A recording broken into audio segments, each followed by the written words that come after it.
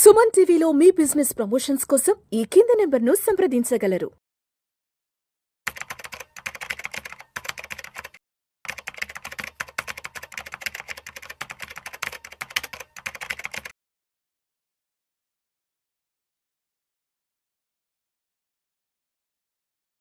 నమస్తే, నేను జీవి సత్యనారాయణ. ఈరోజు ఈ ఎపిసోడ్లో NHAI national highway authority of India వాళ్ళ గుడ్ న్యూస్ చెప్పడం జరిగింది ప్రయాణికులకి.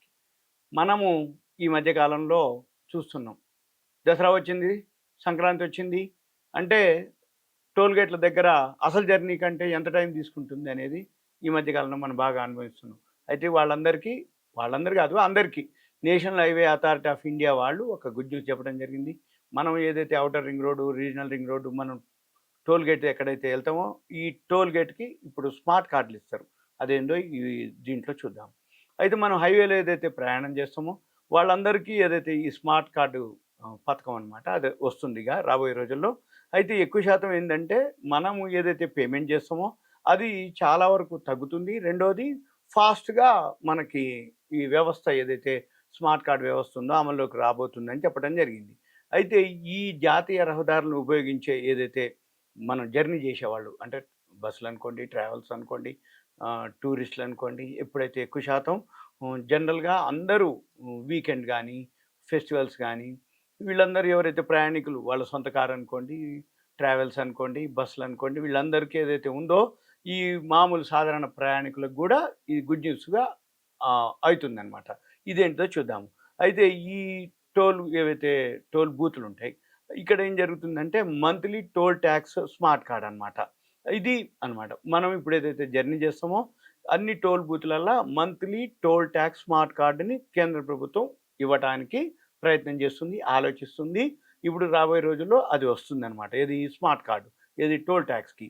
అయితే ఇది ఎవరైతే కేంద్ర రవాణా రహదారుల మంత్రిత్వ శాఖ national highway authority of India వాళ్ళు స్పీడ్గా ఇప్పుడు చర్యలు తీసుకోవడం జరుగుతుంది.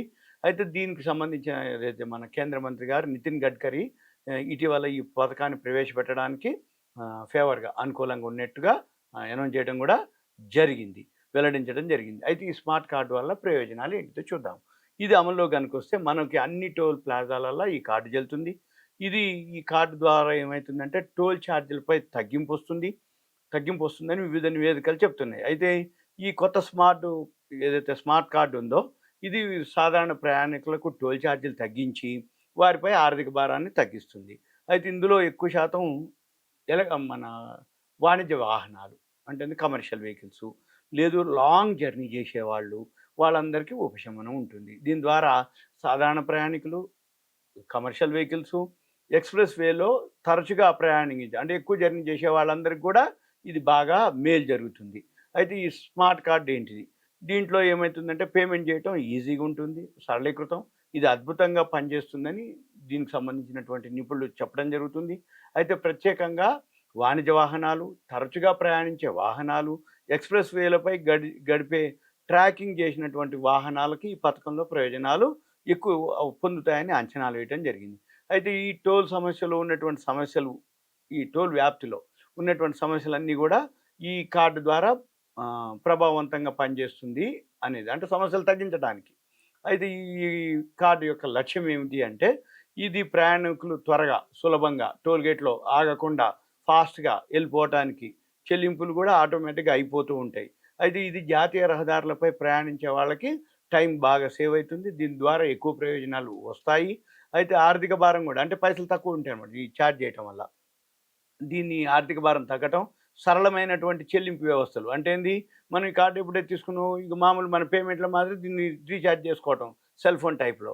అయితే ఇప్పుడు ప్రస్తుతం ఏదైతే టోల్ విధానం ఉందో ఈ టోల్ విధానం అనేక రకాలుగా ఉన్నాయి. అంటే సాధారణ ప్రయాణికులు, వాణిజ్య వాహనాలు, ఎక్స్ప్రెస్ వే ప్రయాణికులు, వీళ్ళందరూ ఇప్పుడు ప్రత్యేక రుసుము ఉందన్నమాట. అంటే ఏంది, సేమ్ డే పోయి వస్తే ఒక ఛార్జీ, ఒకసారి పోతే ఒక ఛార్జీ, ఇలాంటివన్నీ ఉన్నాయి. అయితే మంత్లీ పాస్ తీసుకునే వాళ్ళు ఉంటారు, వాళ్ళకి తగ్గింపు ఉంటుంది.